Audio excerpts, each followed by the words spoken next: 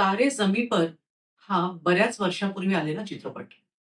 त्यात शिक्षिकेने वर्गात सर्वांसमोर वाचायला सांगितल्यावर प्रचंड घाबरलेला, "लेटर्स आर डान्सिंग" असं सांगणारा आणि नंतर शिक्षिका ओरडल्यावर अतिशय अपराधी वाटणारा, डिस्लेक्सिया असणारा ईशान पाहताना आजही डोळ्यात पाणी येतं.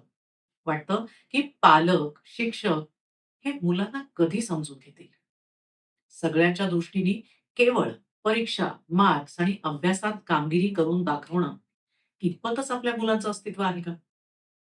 आपल्या मुलाची इतरांच्या, नातेवाईकांच्या, मित्रांच्या मुलासोबत तुलना करणं कधी थांबेल? प्रत्येक मूल वेगळं असतं, खास असतं आणि मुख्य म्हणजे ते जसं असेल ते आपलं असतं, याचा विनाअट स्वीकार आपण कधी घेणार?